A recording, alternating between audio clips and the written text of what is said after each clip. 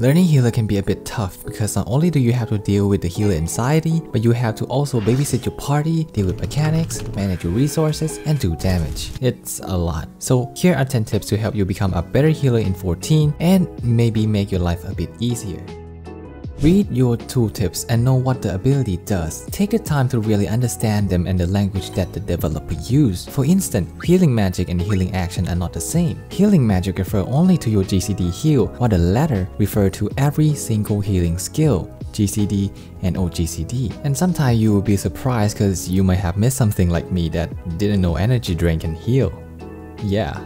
Also, most of the time from my experience, healer anxiety usually comes from lack of experience and understanding of the job. Trust me, I did my first Savage as astrologian. Not a good time. Anyways, when you understand your ability and skill like the back of your hand, you'll be able to adapt to unexpected situations more quickly and perform better under pressure like extreme trial or savage fight. Sometimes when things get crazy in game, you get ton of visions and forget to look at your tank's health while doing mechanics. But a good healer must always be aware of that and many more. Try your best to not get too focused on certain things when doing content. The best tip that I can give you to combat this is the tip number 1. If you know your ability, your keybinds, and your job mechanic very well, then that is another thing that you don't have to focus on, which takes a huge load of your attention. Especially keybinds. Remembering which skill binds with which key and being able to not look at the keyboard or hotbar to use them will help with this tremendously. But this will happen a lot when you are new or are learning a fight, and that's okay. Also, it might be hard, but if you can catch yourself getting ton of visions, try to pull yourself out. If you can do this, you are already one step ahead because your self-awareness is present enough that you can bring your focus back by yourself, which is a good trait for a healer to have. This is a habit that I think will benefit many healers no matter the skill level. When the mechanic is about to go off, look at the party list on the screen to see if there is any healing that needs to be done. And if someone needs healing, then you are already ready to top them up because you will see the damage and you did expect the damage. Even if the mechanic is dodgeable, I would still suggest that you take a look at the party list because you never know that there is a greed god in your party. And when you make this habit stick, I can guarantee you that this will help you save your party from unnecessary wipe more often. With this, I would suggest increasing the scale of the boss cast bar so you can see if there is any mechanic that is about to go off. I set mine to 200%, but you don't have to go this large if it takes too much space. Experiment with the scale and set it as you see fit.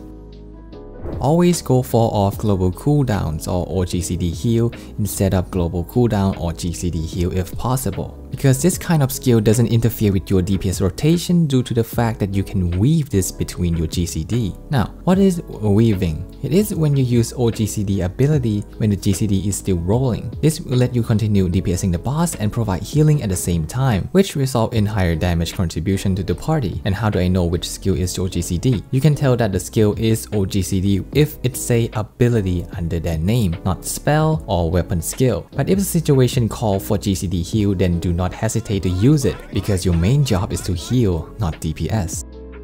Another important job of a healer is to recover the group from casualty or near wipe situation. Learning how your job can use their full toolkit to top up your fallen party member quickly will save lots of headache down the line, because the only way to quickly recover a group might not be to spam medica tools or sucker. Try protections plus recitations and excogitation on Scholar for burst single target heal, or temperance, plenary indulgence of places raptures for party wide burst healing on white mage. This might not be as important in early game because rarely do people die in Satasha's or Copperbell mine. Endgame content, however, is another story.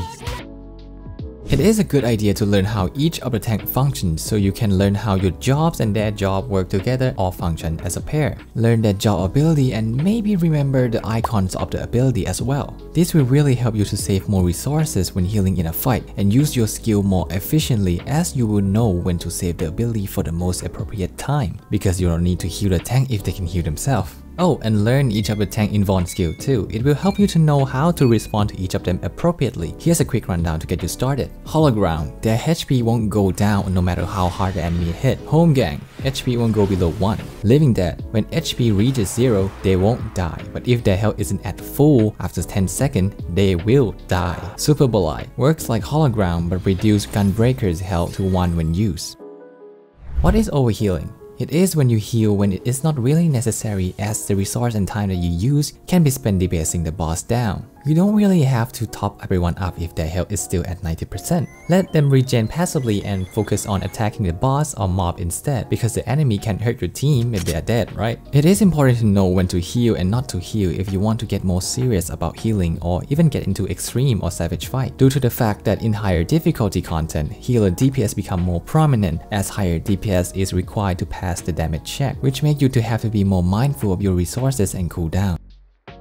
When a healer dies, the chance of the party surviving the whole fight is pretty slim. So it is utmost important that you prioritize yourself first, because if you die, everyone is probably gonna follow soon. If you have to choose between yourself and another party member, it is okay to save yourself instead of them, because you can raise them, but they cannot raise you, unless they are red mage and summoner of course. But that's an exception because they can in fact raise a fallen party member. While it may sound selfish, but let me assure you that saving yourself as a healer is not selfish at all, because you're doing your team a service every second that you are alive.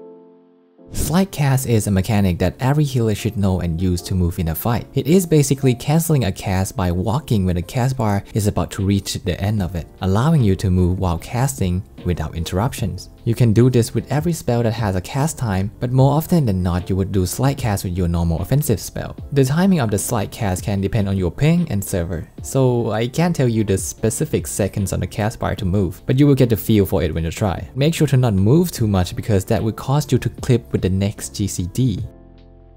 I think this is the most overlooked part of being a healer in 14. You as a healer have the spell called Esuna, which can be used to cleanse certain debuff that has this white line above them, whether it's this on your party or yourself. I have seen so many times that the healer is too focused on healing and DPS and totally forget to Esuna someone that has a cleansable debuff on them, which sometimes can result in instant death. I'm also guilty of this too. Even though you will rarely see this kind of debuff most of your time in the game, it is still important to be on the lookout for this while you're doing the content, because your teammate will be thankful for it. Those are 10 tips that I have learned during my times as a healer in 14. And remember, everyone starts somewhere when they begin healing, which I hope that this video will be useful for aspiring healers that are just starting out or those who just want to get more serious about their role. With that said, if there are any question or suggestion, please let me know in the comments below. I'll see you all later. Bye.